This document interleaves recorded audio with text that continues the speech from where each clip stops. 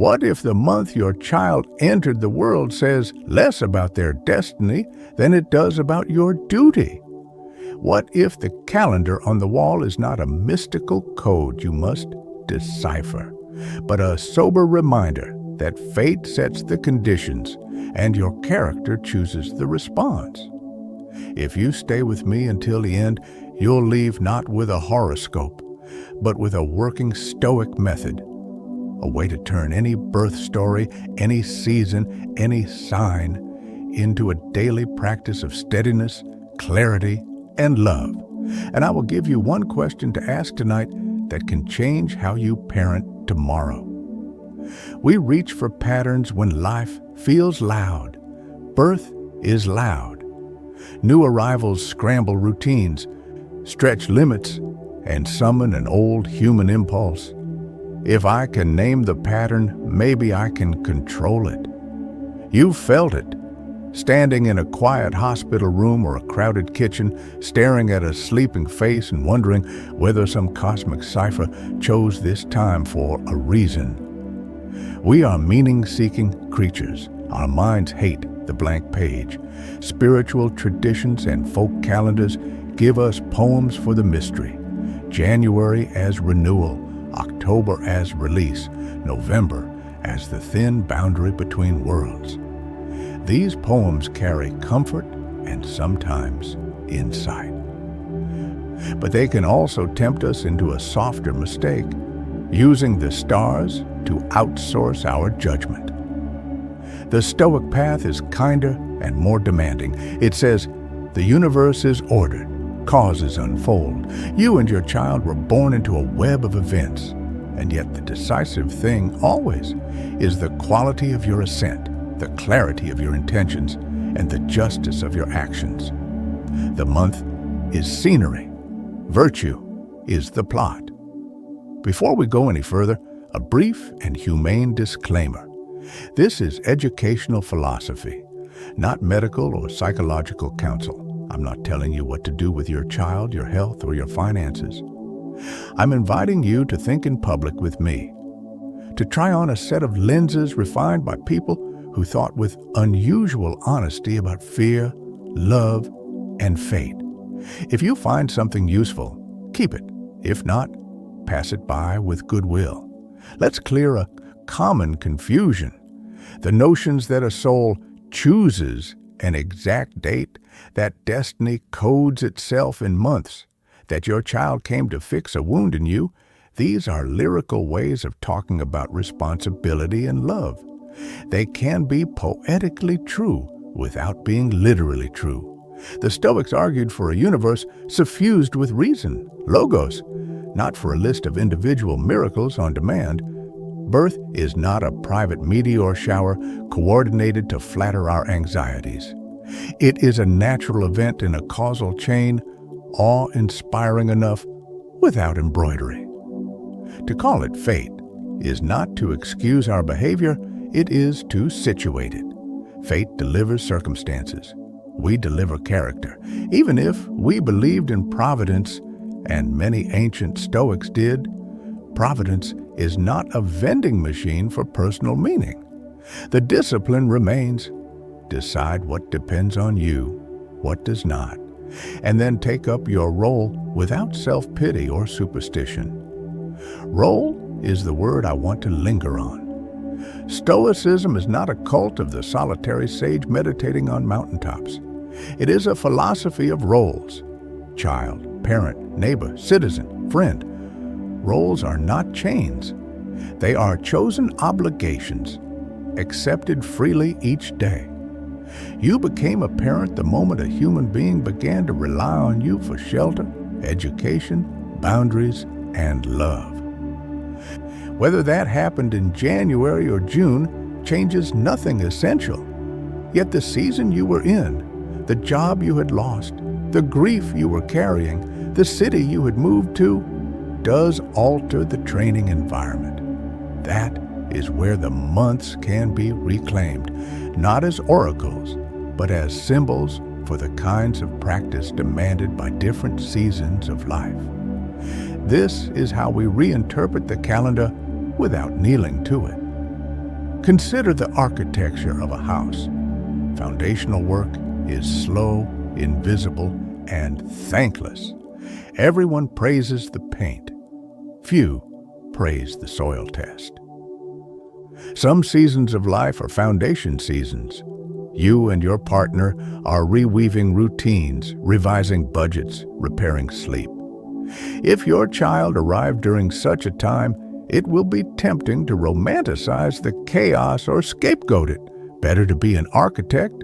Decide what is load-bearing, your morning ritual, your tone in conflict, the way you end the day, and reinforce it. Decide what is decorative, your idealized picture of the perfect parent, and put it last. The Stoics would nod. Value what is internal and stable. Treat externals as material to be used well. There is a dignity to the mundane when you choose it with eyes open. Or take the image of sailing. The wind does not ask your permission. One week it favors, the next it slaps. To rage at it is to drown faster. A good sailor keeps two lists, what the wind is doing and what he will do about it. Months, in this metaphor, are winds. Some gusts will turn the boat whether you like it or not. A colicky newborn, a family illness, a layoff, an unexpected tenderness that rearranges your priorities. The map you need is not a chart of the star's intent. It is a set of reflexes trained in fair weather. Secure the lines, check the hull, keep the horizon. Translate that to ordinary days. Secure your basic habits. Check your judgments. Keep the long view. It's easy to become philosophical at such a height and forget there are faces involved. So let me tell you 3 stories. Names are changed, details are blended to protect privacy. But the beats are true. Adrian believed in significance you could hang on the wall. His first child arrived in the burn of late summer, and he absorbed a popular myth about solar months and power. He told friends his son would be a born leader. And rather than letting the boy discover interests through play, he curated them for him. Captain Armbands, assertiveness drills disguised as jokes, rewards for dominance. When the child shrank from loud rooms, Adrian nagged. When the boy preferred drawing to team sports, Adrian doubled down. He wasn't cruel, he was afraid. Somewhere beneath the bravado, he had glued his dignity to an imagined archetype, and the child's quiet nature threatened his idea of himself. This is the preventable downfall, not a single mistake, but a slow erosion of trust under the acid of illusions. The reckoning came on a Saturday during a soccer tryout the boy had begged to skip. Halfway through a drill, he walked off the field, sat cross-legged near the fence, and buried his face in his hands. Adrian felt the old anger rising. Anger is often just grief with armor. But he remembered a sentence he had heard somewhere. People are not disturbed by things, but by the views they take of things. He walked toward his son without a speech, ready. He sat down. They breathed. When the boy finally talked, he asked a question Adrian had never imagined. If I were born in a different month, would you like me more? It wasn't astronomy that broke Adrian. It was the mirror. That night, he wrote a letter he never sent, addressed to the story he had been serving. He named the judgment that had driven him. A good father produces a bold child. He replaced it with another. A good father cultivates a good character in himself first. He apologized to his son, not for a particular event, but for the pressure of a fantasy. Then he did something stoic and practical. He made a checklist for himself, not the boy. What tone will I use at practice? What is my goal when I sign him up for something? His experience or my ego? What is my job when he says no? to punish or to guide. Within a year, their Saturdays looked different. The boy still didn't love crowds. He did love drawing at a cafe after a short practice, and Adrian discovered he loved that too. The downfall wasn't averted, it was repurposed into humility. If you listen closely, that story carries a method. Identify the judgment, test it, replace it. Seneca would approve. Marcus Aurelius would remind us that other people's nature is not a province you govern. Your sovereignty begins and ends with the quality of your own thoughts and deeds. A practical translation: stop looking for a cosmic reason your child resists the template you laid out. Start looking for the calmest response you can make to who they are right now. You owe them that, and you owe it to yourself. A second story turns on timing. Maya had a theory about mirrors. Her daughter arrived in early summer, a season Maya associated with extroversion and expressive warmth. But the toddler grew into an observant, quiet child who collected small facts like seashells and then fell silent. Maya interpreted every silence as an accusation. When the child withdrew after conflict, Maya called it stonewalling. When the child took an extra minute before answering, Maya called it passive-aggressive. She believed she was reading her daughter, she was reading her past. In her family, pauses had been dangerous, signals that an explosion was coming. So Maya learned to fill spaces with explanations and apologies. Her child's pauses slipped her into an old fear, and she projected intention where there was none.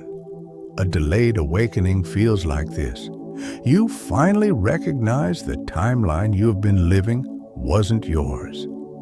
During a parenting workshop, where not a single philosopher was quoted, she learned a Stoic sentence without knowing it was Stoic. Not everything you feel rhymes with what is real. That night, she tried 2 exercises. First, the view from above. She pictured herself and her daughter in their small kitchen, then zoomed out to the building, the street, the city, the dark arc of the earth. The point was not to trivialize her pain, but to widen the room inside her where a different response could fit. Second, she used premeditation, not of disasters, but of pauses. She rehearsed a conversation in which her daughter fell quiet. She watched her own mind label it danger, and then she edited the label to processing.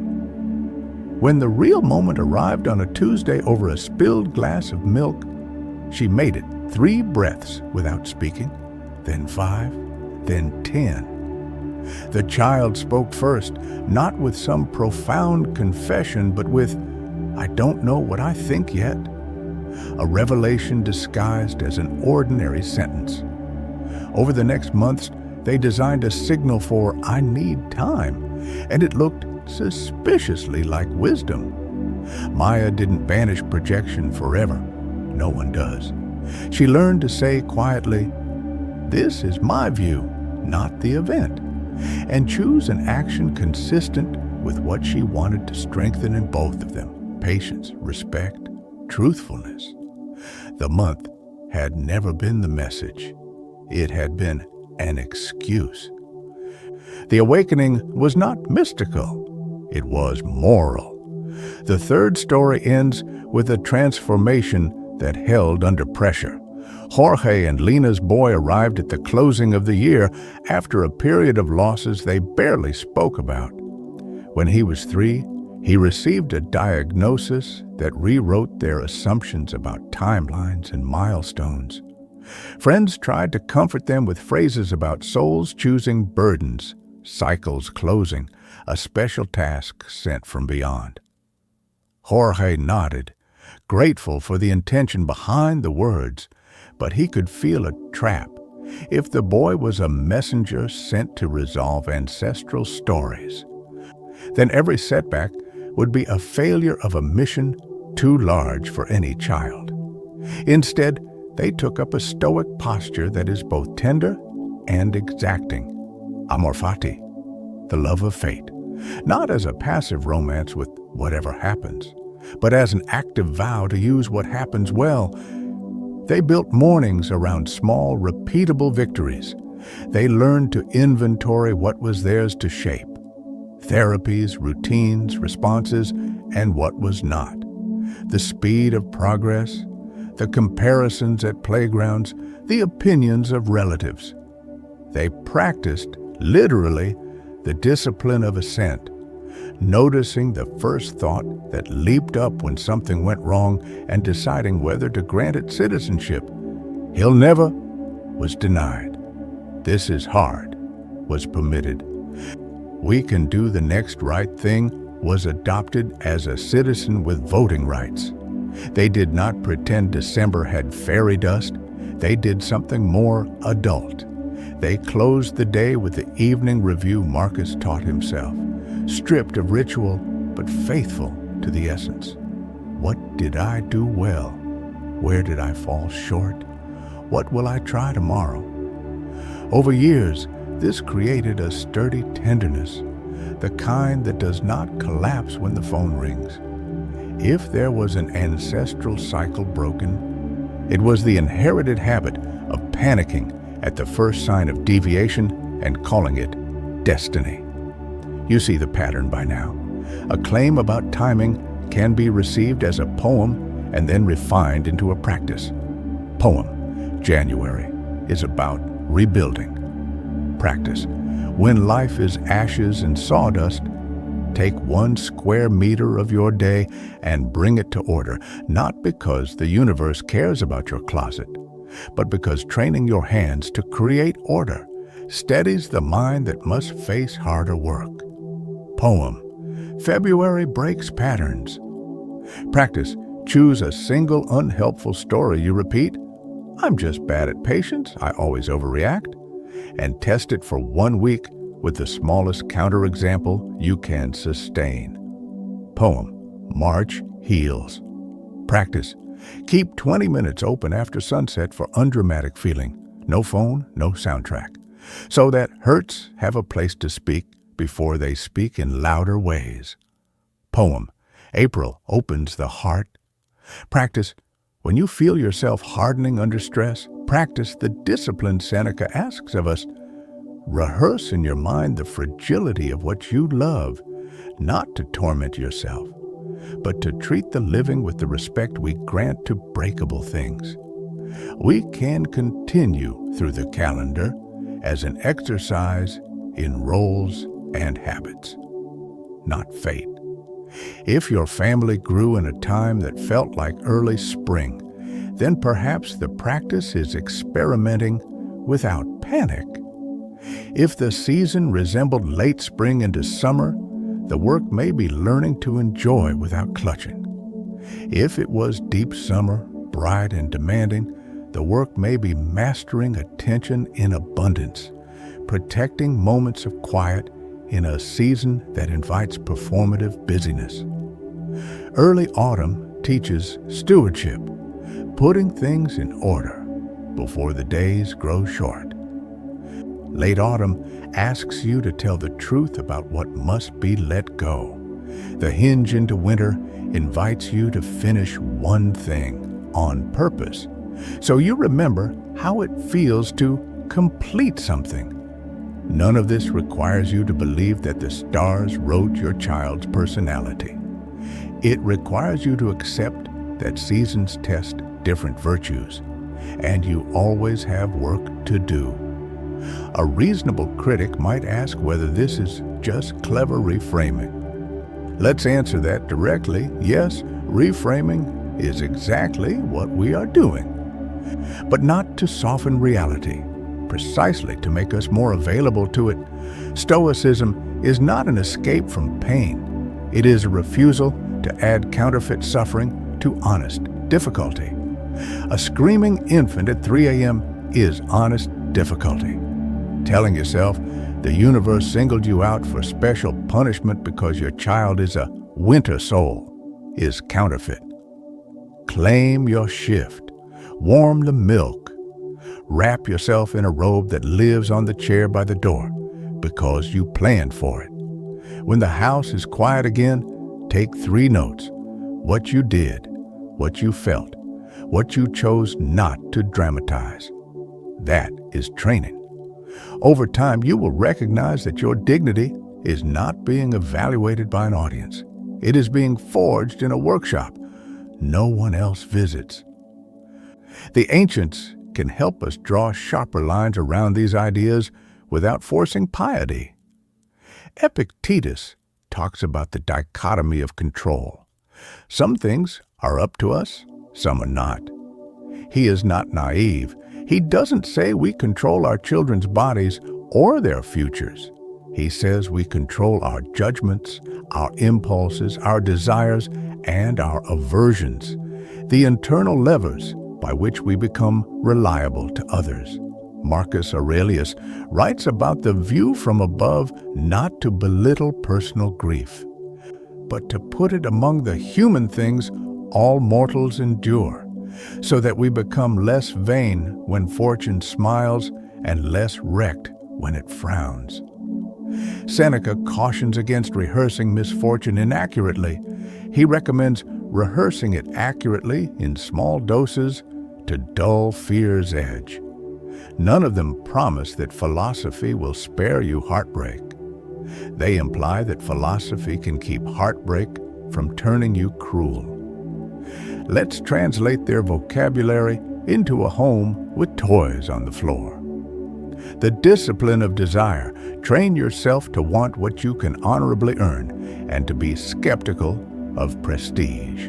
In parenting terms, desire commendable routines, not a reputation for having an advanced child. The discipline of action. Do what is just for the person in front of you today with the resources you have. Don't wait to be in the right month, the right mood, the right house. The discipline of assent. Catch the sentence that leaps onto the stage of your mind when something surprising happens and audition it. Does it deserve the part? If not, release it without a dramatic monologue. I promised one question that can change how you parent tomorrow. Here it is, and it's as old as philosophy. What is truly up to me in the next 5 minutes? Not in 5 years, not in the imagined future where your child has fulfilled or defied an archetype, but in the 5 minutes you actually inhabit. Try it tonight when a routine goes sideways. Try it when good news arrives too, because joy also tests us. Then write a line or 2 about what you chose. If you keep this for 7 nights, you will start to see patterns worth trusting. We can take the symbol set of the months and fold it into this question. If your child arrived when your life was being rebuilt after loss, then the 5-minute window will often be about organization. Where do I put this? How do I ready for the morning? What tiny repair can I make now? If your child arrived when you were upending generational scripts, the 5-minute window may be about pausing before you repeat a sentence you were told as a child and choosing a better one.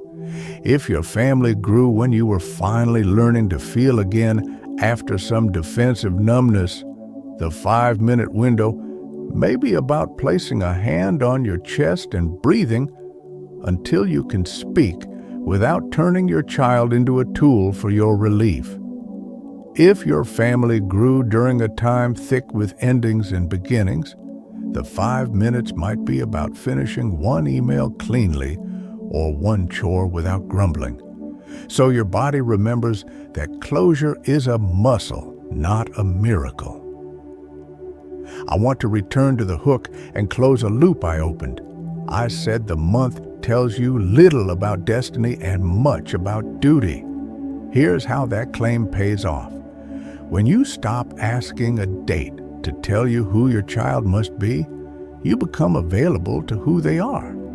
This is not fatalism, it is fidelity.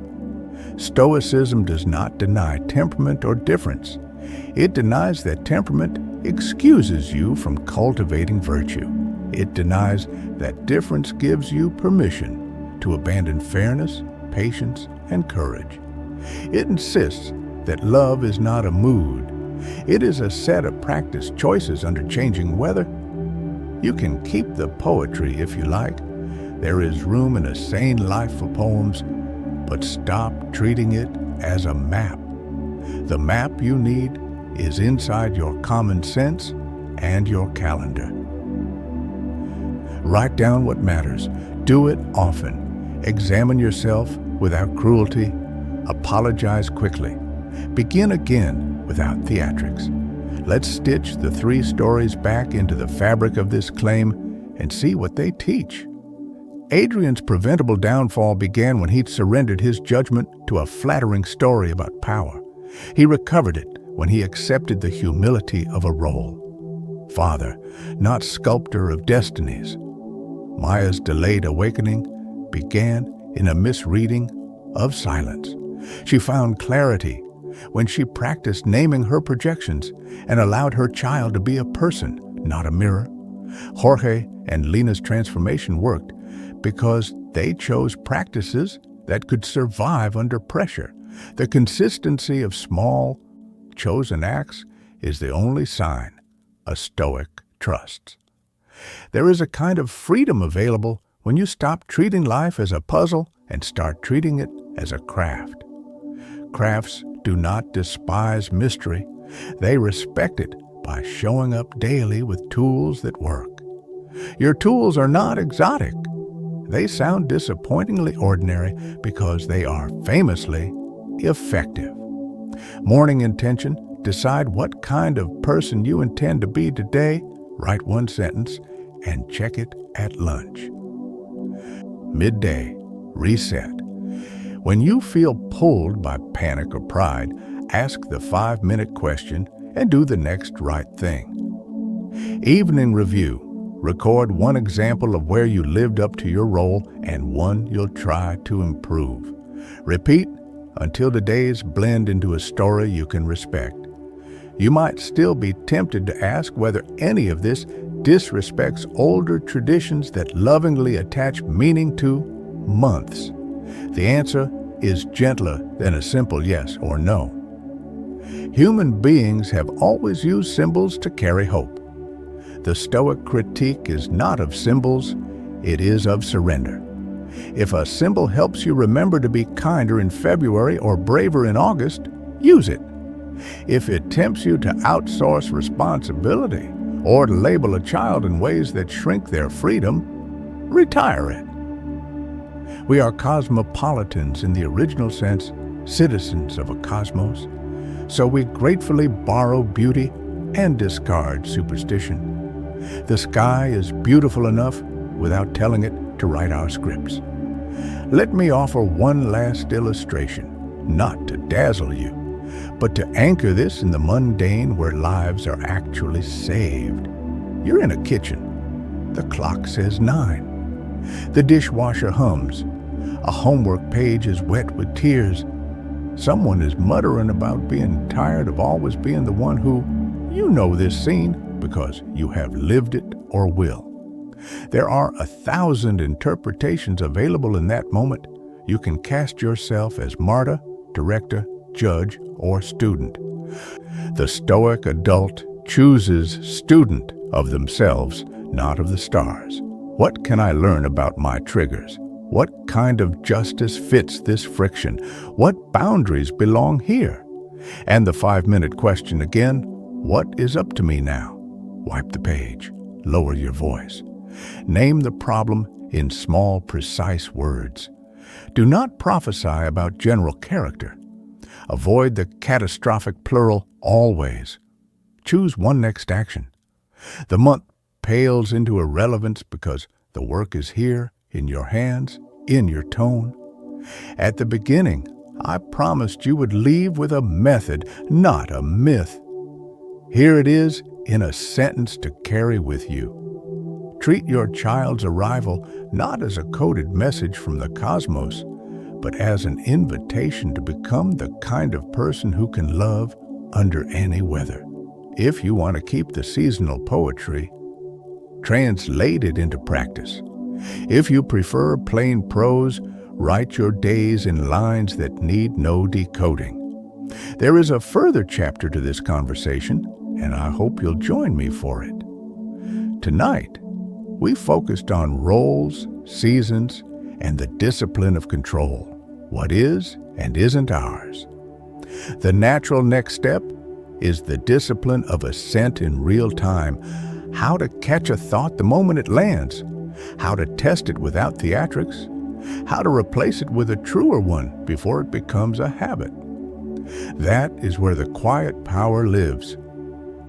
And it's where Stoicism stops sounding like a book and starts feeling like breath.